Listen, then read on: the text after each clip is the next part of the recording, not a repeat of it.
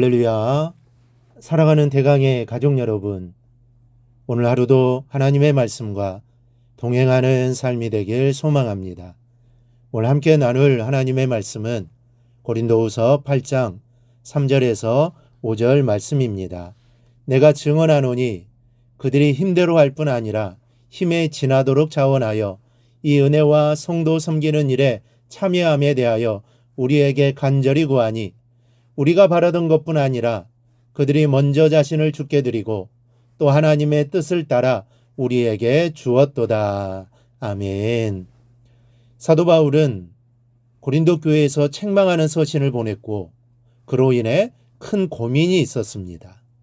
하지만 그 책망이 고린도 교회 성도들을 위한 일이었기에 위로를 받았고 또 디도를 인해 위로를 받았습니다. 그런데 오늘 본문 말씀에는 사도 바울의 칭찬이 나옵니다. 마게도냐 교회 성도들을 칭찬하지 않을 수 없는 이유가 나옵니다. 이 봉사를 해도 임무가 주어졌을 때 이 수동적으로 봉사하는 것이 보통입니다. 그런데 이 마게도냐 교회 성도들은 극한 가난 속에서도 사도 바울이 예루살렘 교회를 구제하기 위한 연보를 부탁하기도 전에 자신들이 먼저 자원하는 심령으로 강구하여 참여했다는 사실입니다. 하나님의 일을 하는 데는 이와 같이 자원하는 열심이 있어야 합니다.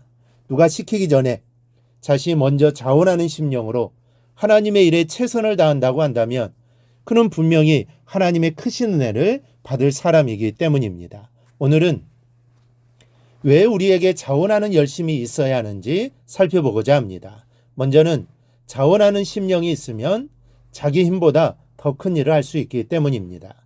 이 마게도냐 교회 성도들이 자신들의 힘보다 넘치게 연보를 하고 또 하나님의 사랑을 받을 수 있었던 것은 그들의 심령이 자원하는 심령이었기 때문입니다. 하나님의 일을 하는 것뿐만 아니라 세상 일을 하는 것도 마찬가지입니다. 남이 시켜서 억지로 일을 하는 것으로는 결코 즐거움이나 기쁨이 있을 수 없고 또 일의 성과가 있을 수 없습니다. 자신이 좋아서 스스로 일을 할 때에 그 일이 기쁨과 보람이 되고 자기 능력보다 더한 결과를 얻을 수 있게 되는 것입니다. 그리고 그럴 때 사람은 인정을 받게 됩니다. 언젠가 텔레비전에서 히말라야에 등정을 하는 이 산악인들을 본 적이 있습니다. 이 등산을 못하는 사람들은 히말라야는커녕 동네 뒷산에만 올라가도 힘이 들지 않습니까? 그런데 그 사람들은 목숨을 걸고 그 험악한 히말라야를 등정하고 있었습니다. 그것을 보고 과연 사람은 자기가 하고 싶어서 하면 못할 일이 없구나라는 생각이 들었습니다. 남들이 시켜서 억지로 한다고 하면 동네 뒷산에 올라가는 것도 힘이 들고 짜증이 날 텐데 자신이 좋아서 하니 산소가 부족하여 숨도 제대로 쉴 수 없다는 그 높은 험준한 히말라야의 설봉을 목숨을 걸고 올라가는 것입니다. 여러분, 자원한다는 것이 이런 것입니다. 보통 때는 염두도 못 낼 일이지만 자원하면 자기 능력 이상의 일을 이루어냅니다. 그러기에 하나님의 일을 하는 사람에게는 자원하는 마음이 있어야 합니다. 남들이 시켜서 하는 열심이 아니라 자원해서 할 때 하나님을 크게 기쁘시게 할 수 있습니다. 둘째로 자원하는 심령이 있어야 참된 헌신과 희생을 할 수 있기 때문입니다.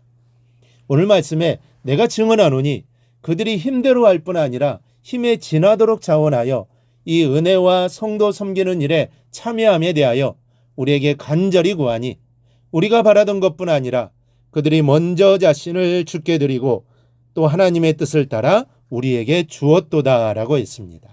여기서 5절이 중요합니다. 그들이 먼저 자신을 주께 드리고 또 하나님의 뜻을 따라 우리에게 주었도다. 하나님께 헌신하고 성도들을 위해 희생했다라는 말씀입니다. 옆구리 찔려서 절 받는다는 말이 있습니다.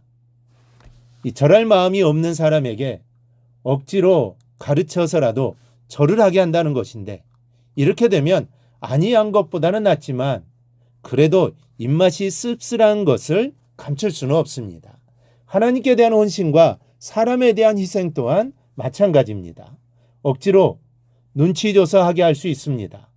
억지로 책임을 지어서 하게 할 수 있습니다. 그러나 그것이 참된 헌신, 참된 희생이 될 수는 없습니다. 단지 안 한 것보다 약간 나을 뿐입니다.